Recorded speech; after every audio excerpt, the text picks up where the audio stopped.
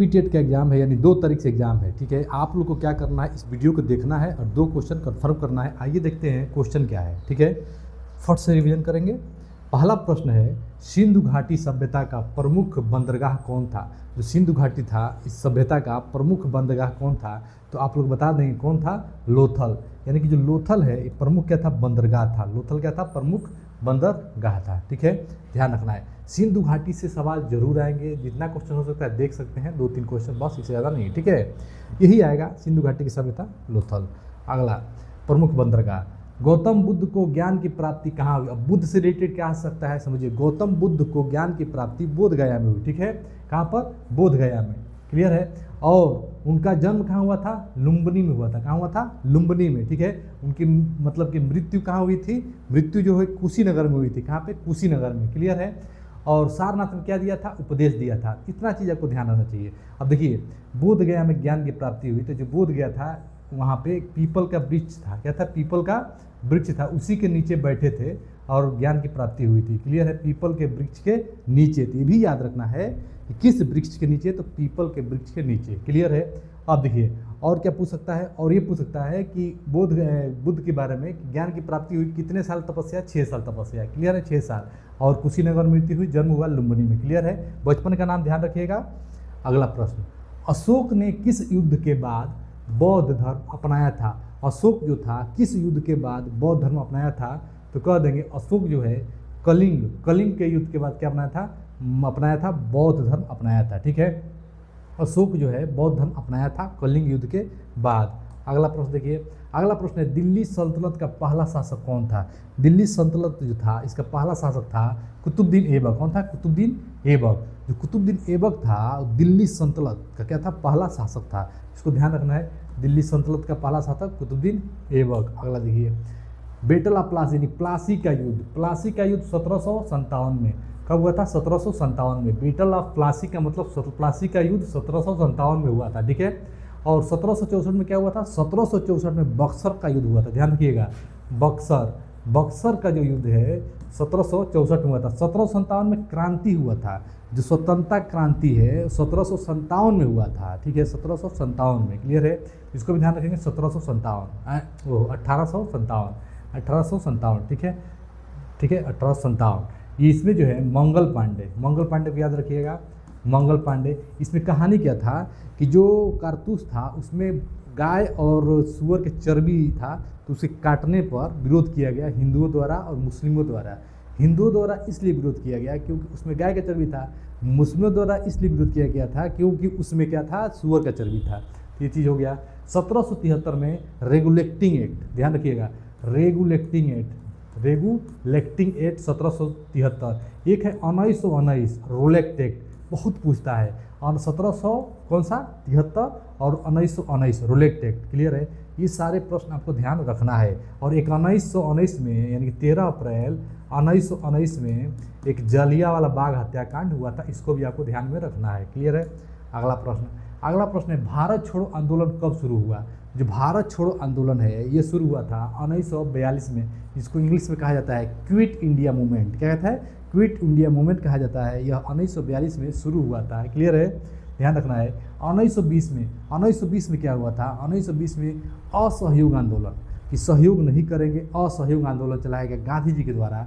और 1922 में स्थगित हो गया क्योंकि चौरी चौरा में एक पुलिस स्टेशन को फूंक दिया गया था। इसके वजह से गांधी जी नाराज हो गए, उनको जेल हो गया, ठीक है। और वो जो है असहयोग आंदोलन रद्द हो गया, समझ में आ गया। ये हो गया असहयोग आंदोलन, क्लियर है। 1930 सविनय अवज्ञा आंदोलन, ये गांधी जी के द्वारा ही चलाया गया क्योंकि गांधी जी को कहा कि आप 9 बरिस तक आप कोई आंदोलन नहीं करेंगे। उसके बाद जैसे उनका आंदोलन का जो डेट खत्म हुआ, कि मतलब कि जो सज़ा खत्म हुआ, तो उसके बाद उन्होंने आंदोलन फिर स्टार्ट कर दिया। कौन सा, सविनय अवज्ञा आंदोलन। और इसी समय हुआ था 12 मार्च 1930 में दांडी मार्च हुआ था, ये भी ध्यान रखना है। 12 मार्च 1930 में दांडी मार्च इसलिए हुआ था, नमक पे जो कर लगा था इसके लिए दांडी मार्च हुआ था, क्लियर है, ध्यान रखना है। 1900 हो गया। 1947 में पता ही है, भारत आज़ाद हुआ था। अगला प्रश्न, संविधान सभा के अध्यक्ष कौन थे। जो संविधान सभा है उसके अध्यक्ष कौन थे, इसके अध्यक्ष हो जाएंगे, संविधान सभा के अध्यक्ष जो पूछा हुआ है तो बता देंगे डॉक्टर भीमराव अंबेडकर जी हो जाएंगे। क्लियर है, संविधान सभा के अध्यक्ष। क्लियर है, इसको आपको ध्यान रखना है। डॉक्टर भीमराव अंबेडकर होंगे कि राजेंद्र प्रसाद होंगे, ये कमेंट करके बताइएगा दोनों में, ठीक है, ये दोनों में कमेंट करके बताइएगा, डॉक्टर राजेंद्र प्रसाद होंगे कि भीमराव अंबेडकर होंगे। क्लियर है, देखते हैं कि याद है कि नहीं है, क्योंकि बहुत इंपॉर्टेंट सवाल है। क्लियर है, 1857 की क्रांति का पहला केंद्र कौन था? 1857 की जो क्रांति था ये पहला केंद्र कौन था? तो कह देंगे मेरठ था। कौन था? मेरठ। क्लियर है, ध्यान रखेंगे। अगला प्रश्न है दांडी मार्च के नेतृत्व किसने किया? अभी हमने बताया दांडी मार्च 12 मार्च 1930 में स्टार्ट हुआ दांडी मार्च। ठीक है, यह आंदोलन स्टार्ट किया था महात्मा गांधी ने। यहाँ गांधी जी हैं, महात्मा गांधी जी। ठीक है, इन्होंने नमक पे जो कर लगा था इसको हटाने के लिए दांडी मार्च स्टार्ट किया था, यानी कि चला था। ठीक है, 12 मार्च 1930 को और 6 अप्रैल तक चले थे। ठीक है, तो कितना दिन आता है ये भी पूछता है। मुगल साम्राज्य की स्थापना किसने किया था? मुगल साम्राज्य की स्थापना जो किया था बाबर ने किया था। ठीक है, ये सिंपल सवाल है, सब आ जाते हैं एग्जाम में। अब देखिए ये सब सवाल थोड़ा फटाफट कर लिया जाए। सिंधु सभ्यता का सबसे बड़ा नगर, जो सिंधु सभ्यता है इसका सबसे बड़ा नगर क्या था? और सिंधु सभ्यता का बंदरगाह लोथल हमने बता दिया। और सभ्यता का सबसे बड़ा नगर, जब सबसे बड़ा नगर पूछेगा तो क्या कहेंगे? मोहनजोदड़ो। ठीक है, तो मोहनजोदड़ो ध्यान रखिएगा, लोथल ध्यान रखिएगा, बंदरगाह। ठीक है, नगर मोहनजोदड़ो। और मृतकों का टीला जब पूछेगा तो भी मोहनजोदड़ो मारना है। मृतकों मतलब मृतकों यानी कि लाशों का टीला। ठीक है, ठीक है, तो क्या आप कहेंगे? मोहनजोदड़ो। और लोथल आ जाएगा बंदरगाह। क्लियर है, एक ध्यान रखना है। लोथल किस प्रसिद्ध था? तो बंदरगाह के लिए प्रसिद्ध था। वेदों की संख्या कितनी थी? तो 4 थी। कौन कौन? देखिए ऋग्वेद, ठीक है, सामवेद, ऋग्वेद, सामवेद, अथर्ववेद, यजुर्वेद। ठीक है, इतना ध्यान रखना है। यजुर्वेद, अथर्ववेद, सामवेद, ऋग्वेद, 4 गो है। क्लियर है, वेदों के वेद ऋग्वेद को कहा जाता है। ठीक है, अथर्ववेद को टोना ओना वाला वेद कहा जाता है, अथर्ववेद को। सामवेद को कहा जाता है संगीत वाला वेद कहा जाता है। देखिए इतना क्वेश्चन से आपको बहुत सारे क्वेश्चन क्लियर हो जाएंगे। सामवेद को क्या कहता है? संगीत वाला वेद। संगीत, ये संगीत नहीं होता है, संगीत के लिए सामवेद कहा जाता है। ठीक है, और टोना ओना के लिए अथर्ववेद है। क्लियर है, वेदों का वेद ऋग्वेद को कहा जाता है। कितने वेद है टोटल? 4 वेद हैं। बौद्ध धर्म के संस्थापक कौन थे? जो बौद्ध धर्म था इसके संस्थापक सब कोई जानते हैं, गौतम बुद्ध था। नहीं, गौतम बुद्ध के बारे में थोड़ा और जानकारी रखना जरूरी है। क्या? तो गौतम बुद्ध जो थे ये राजा के घर में पैदा हुए थे, लेकिन इनका जो भाग्य देखा गया, जो पंडित जी देखे तो कहे कि भाई ये तो महात्मा बनेंगे, तो भाई इनका जल्दी से जल्दी शादी कर दिया गया। शादी कर दिया गया, तो शादी के द्वारा एक बच्चा हुआ है जिस बच्चे का नाम है राहुल। क्या था? राहुल था। ठीक है, इनका बचपन का नाम सिद्धार्थ था। क्लियर है, इनको ऐसा नहीं दिखाया गया कि जहाँ पे कोई मृत्यु दिखे, कुछ दिखे, ऐसा कुछ नहीं दिखाया गया। लेकिन एक दिन अचानक रथ से जब निकले तो ये देखते गए, इनके मन में सवाल उत्पन्न होने लगा। एक दिन अचानक जो है घर को त्याग दिए, गृह त्याग कर दिए, और बोध गया में पीपल के वृक्ष के नीचे 6 साल तपस्या किए, तो वहाँ से बुद्ध कहलाए। क्या कहलाए? बुद्ध कहलाए, ज्ञान की प्राप्ति हो गया। क्लियर है, तो ये सब कहानी है, ध्यान रखना है। जैन धर्म के 24वें तीर्थंकर कौन थे? महावीर। अब जैन धर्म का भी कहानी यही है। जैन धर्म में 2 गो श्वेतांबर और दिगंबर, ध्यान रखिएगा, बढ़ जाते हैं। क्लियर है, और बौद्ध धर्म में 2 बढ़ जाते हैं, हीनयान और महायान। हीनयान और महायान, ध्यान रखिएगा, हीनयान और महायान। ठीक है, और बौद्ध धर्म में श्वेतांबर और दिगंबर। मौर्य वंश का संस्थापक कौन था? चंद्रगुप्त मौर्य था। मौर्य वंश तो भाई लाजवाब कहानी है। मौर्य वंश में जो चाणक्य थे, इन्होंने कुमार गुप्त को, जो गुप्ता वंश था, ठीक है, इसमें एक धनानंद था। क्या था? धनानंद को घमंड हो गया कि भाई आप क्या है, हटिए। तो चाणक्य ने ठान लिया कि इसको हराएंगे, इसका गद्दी खत्म करेंगे। तो उन्होंने एक बच्चे को ट्रेनिंग दिया। ठीक है, उस बच्चे को ट्रेनिंग देकर, ठीक है, जिसका नाम था चंद्रगुप्त मौर्य। ठीक है, तो उन्होंने ट्रेनिंग दिया, उसके बाद से उसको हरवाया, फिर जो है कि स्थापना किया मौर्य वंश का। अशोक का शिलालेख किस लिपि में है? तो ब्राह्मणी लिपि। जो ब्राह्मणी लिपि है, इस लिपि में अशोक का शिला है। शिलालेख का पत्थर पे लिखा जाता है, पत्थर पे। उसको पहली बार किसने पढ़ा था? तो पहली बार पढ़ा था प्रिंसिपे ने पढ़ा था पहली बार, ध्यान रखिएगा। ठीक है, शिलालेख को, अशोक के शिलालेख को पढ़ने वाला प्रिंसिपे। ठीक है, इसको ध्यान रखना है। अगला प्रश्न जो है, गुप्त वंश का संस्थापक कौन था? जो गुप्त वंश है इसका संस्थापक जो था श्रीगुप्त था। क्या था? श्रीगुप्त। और गुप्त वंश में ही जो गोल्ड होता है, सोना होता है, इसमें बहुत ज़्यादा मतलब छापा गया, यूज किया गया। तो पूछेगा किस वंश से रिलेटेड है गोल्ड, तो ध्यान रखिएगा गोल्ड मतलब सोना। सोना आप कहाँ रखते हैं, गोल्ड कहाँ रखते हैं, गुप्त जगह पर रखते हैं कि नहीं रखते हैं, तो जो गुप्त जगह पर रखते हैं तो इसलिए गुप्त वंश, ठीक है। नालंदा विश्वविद्यालय किस राज्य में है, तो नालंदा जो विश्वविद्यालय है ये जो है बिहार राज्य में, कहाँ पे है, बिहार में नालंदा विश्वविद्यालय है। हर्षवर्धन की राजधानी कहाँ थी, जो हर्षवर्धन थे इनकी राजधानी कनौज, बहुत आता है। हर्षवर्धन की राजधानी कहाँ थी, कनौज, कहाँ पे, कनौज। दिल्ली सल्तनत का पहला शासक कौन था, दिल्ली सल्तनत का पहला शासक था कुतुबुद्दीन ऐबक, पीछे बताएं। खिलजी वंश का प्रसिद्ध शासक कौन था, अलाउद्दीन खिलजी। ये सब प्रश्न आते ही आते हैं। बाबर वाला बता ही दिए हैं। अकबर के दरबारी इतिहासकार कौन था, अब देखिए इतिहासकार अबुल फजल मुबारक, खाली अबुल फजल ध्यान रखिए। जो अकबर नामा जिसने लिखा, देखिए अकबर के दरबारी कवि थे और अकबर नामा किसने लिखा, बहुत बार पूछता है, इसको नोट कर लीजिएगा। अकबर नामा किसने लिखा है, अबुल फजल, ठीक है, अबुल फजल, बस अबुल याद रखिए, ठीक है, अबुल फजल, ठीक है।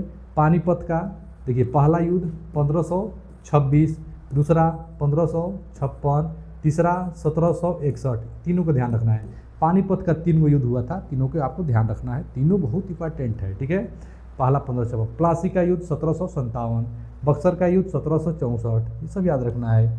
अगला प्रश्न कि भारत में अंग्रेजों का पहला गवर्नर जनरल कौन था, भारत में तो हो जाएगा वारेन हेस्टिंग्स, क्या हो जाएगा, वारेन हेस्टिंग्स। 1857 की क्रांति कहाँ शुरू हुई थी, मेरठ में शुरू हुई थी। क्यों हुई थी, क्योंकि जो सूअर का चर्बी है, सूअर और गाय का चर्बी मिलाकर कारतूस बनता था, क्या बनता था, कारतूस। उस कारतूस को बंदूक में डालने के लिए दांत से खींचना पड़ता था। और जो हिंदू थे, अब गाय का चर्बी पड़ा है तो दांत से लगाएंगे तो मुंह में जाएगा कि नहीं जाएगा, तो पाप हो जाएगा, इसके लिए हिंदू भड़क गए। और मुस्लिम इसलिए भड़क गए क्योंकि जो सूअर का चर्बी था वो भी दांत से नहीं, सूअर को अशुद्ध मानते हैं, तो वो भी दांत से लगाएंगे तो उनके लिए भी खेला हो गया, तो क्या हुआ, गड़बड़ हो गया।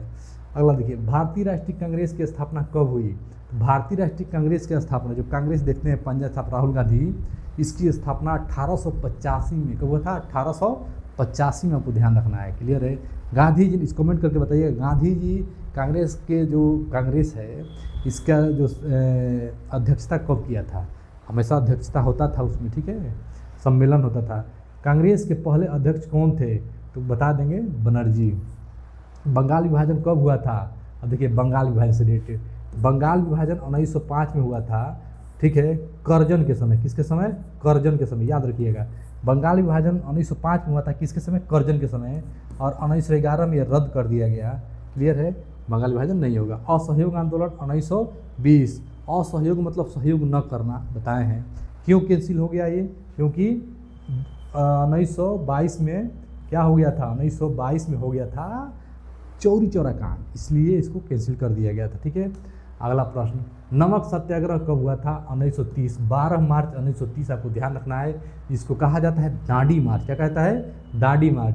और 1930 से रिलेटेड और भी याद रखिए, 1930 में सविनय अवज्ञा आंदोलन हुआ था, सविनय अवज्ञा आंदोलन, ठीक है, सविनय अवज्ञा आंदोलन। 1930 में फर्स्ट गोलमेज सम्मेलन, फर्स्ट गोलमेज था, इसी पे सम्मेलन होता था। 1931 सेकेंड गोलमेज सम्मेलन, 1932 थर्ड गोलमेज सम्मेलन हुआ था, ठीक है। भारत छोड़ो आंदोलन कब शुरू हुआ था, 1942 में, भारत छोड़ो आंदोलन कब शुरू हुआ था, 1942 में, ये भी आपको ध्यान रखना है। भारत का संविधान कब लागू हुआ था, 26 जनवरी 1950 में, ठीक है। संविधान कब लागू हुआ था, 26 जनवरी 1950। बनने में कितना लगा था, 2 वर्ष 18 माह, 2 वर्ष 18 माह, 2 वर्ष 11 माह 18 दिन, ठीक है। संविधान सभा के अध्यक्ष कौन थे, तो राजेंद्र प्रसाद, इसको थोड़ा कमेंट करिएगा, ठीक है। संविधान सभा के अध्यक्ष कौन थे, डॉक्टर राजेंद्र प्रसाद। संविधान निर्माण समिति के अध्यक्ष कौन थे, डॉक्टर भीमराव अम्बेडकर, ठीक है, भीमराव अम्बेडकर, ठीक है, समिति के अध्यक्ष। संविधान सभा के, देखिए सभा के वहाँ बताए थे ना कमेंट करने के लिए, तो राजेंद्र प्रसाद हो जाएगा, ठीक है। और जब पूछेगा निर्माण समिति, जब निर्माण समिति कहेगा तो क्या कहेंगे, भीमराव अम्बेडकर कहेंगे, ठीक है, इसको ध्यान रखना है। आर्य समाज की स्थापना किसने किया था, देखिए आर्य बोले तो सरस्वती, आर्य बोले तो सरस्वती। ब्रह्म बोले तो राम, राम क्या थे, ब्रह्म थे, भगवान थे।